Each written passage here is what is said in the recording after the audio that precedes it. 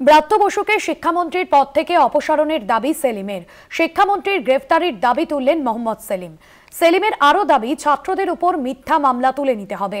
প্রত্যেক বিশ্ববিদ্যালয়ে গণতান্ত্রিক অধিকার ঠিক করতে হবে এবং ছাত্রদের সঙ্গে আলোচনায় বসে সমস্যা সমাধানের দাবিও জানিয়েছেন সেলিম।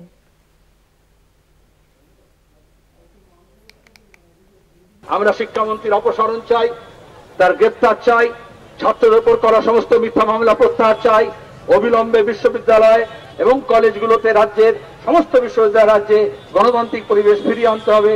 নির্বাচিত ছাত্র সংসদ দিতে হবে এবং ছাত্রদের সঙ্গে আলাপ আলোচনা করে সমস্যা মেটাতে হবে।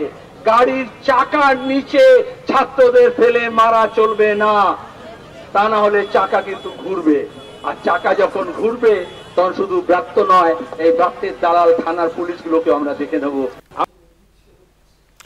ছাত্রদের সঙ্গে আলোচনার মাধ্যমে সমস্যার সমাধানের দাবি জানানো হয়েছে। প্রত্যেক বিশ্ববিদ্যালয়ে গণতান্ত্রিক অধিকার রয়েছে, সেই অধিকার প্রত্যেক পড়ুয়াকে দিতে হবে। ব্রাত্য বসুকে শিক্ষামন্ত্রীর পদ থেকে অপসারণের দাবি জানিয়েছেন মোহাম্মদ সেলিম। আজ সাংবাদিকদের মুখোমুখি হয়ে এমনটাই জানিয়েছেন তিনি। যাদবপুর থানা চত্বরে যে মিছিল ছিল সিপিএম এর তরফে, এবং সেই মিছিলেই ছিলেন মোহাম্মদ সেলিম এবং সৃজন ভট্টাচার্য।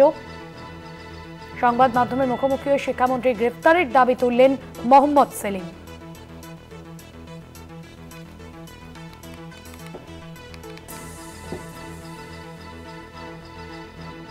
সেলিমের আরও দাবি, ছাত্রদের উপর মিথ্যা মামলা তুলে নিতে হবে। জয়ন্ত মজুমদার রয়েছেন আমাদের প্রতিনিধি ফোন লাইনে। জয়ন্ত, মোহাম্মদ সেলিম তিনি ব্রাত্য বসুকে শিক্ষামন্ত্রীর পদ থেকে অপসারণের দাবি জানিয়েছেন, আর কি কি বিষয় গ্রেফতারের দাবি জানিয়েছেন শিক্ষামন্ত্রীকে, আর কি কি বিষয় তিনি বললেন?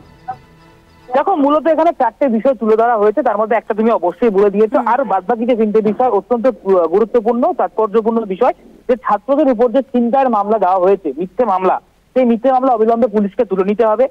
তারপরের বিষয় হচ্ছে যে প্রত্যেক বিশ্ববিদ্যালয়গুলোতে যে গণতান্ত্রিক অধিকার, যে গণতান্ত্রিক পরিস্থিতি যেখানে টালমাটাল রয়েছে, সেই গণতান্ত্রিক পরিস্থিতির সঠিক সক্ষমতা আনতে হবে, সেটা তিনি বললেন।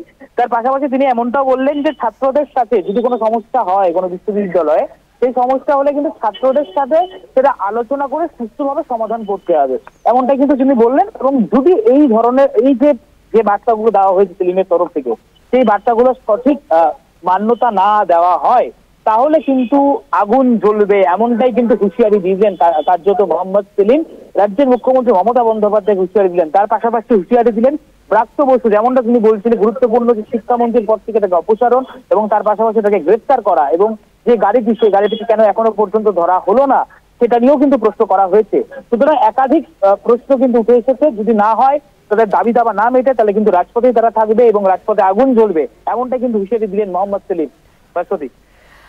জয়ন্ত, সে জায়গায় আমরা দেখলাম আজকে যেভাবে অশান্তির, গতকাল থেকেই যে অশান্তির আঁচ ছিল যাদবপুর বিশ্ববিদ্যালয়, এবং আজ যে সিপিএম এর তরফে প্রতিবাদ মিছিল, সেক্ষেত্রে আগামীতে কি কর্মসূচি নিতে চলেছে সিপিএম নেতৃত্ব? মোহাম্মদ সেলিম এই বিষয়ে বা কি বললেন? দেখো, আগামীতে যেহেতু উচ্চ মাধ্যমিক পরীক্ষা রয়েছে, সেদিকে কিন্তু লক্ষ্য তাদের রয়েছে। ফলত সেই লক্ষ্যকে রেখেই কিন্তু তারা বলছেন যে আন্দোলন রাজপথ জুড়ে চলবে, যতক্ষণ না তাদের এই দাবি দাওয়াগুলো মেনে নেওয়া হবে ততক্ষণ পর্যন্ত কিন্তু আন্দোলন তারা চালিয়ে যাবেন, এমনটাই কিন্তু বলা হয়েছে আজকে সেলিমের তরফ থেকে। একদম স্পষ্টত বলা হয়েছে, স্পেসিফিক্যালি বলা হয়েছে, অর্থাৎ তারা রাজপথে থাকবেন যদি তাদের এই দাবি দাওয়াগুলো সঠিকভাবে না মান্যতা দেওয়া হয়। রাষ্ট্রপতি, ধন্যবাদ জানাবো। জয়ন্ত মজুমদার ছিলেন আমাদের প্রতিনিধি ফোন লাইনে।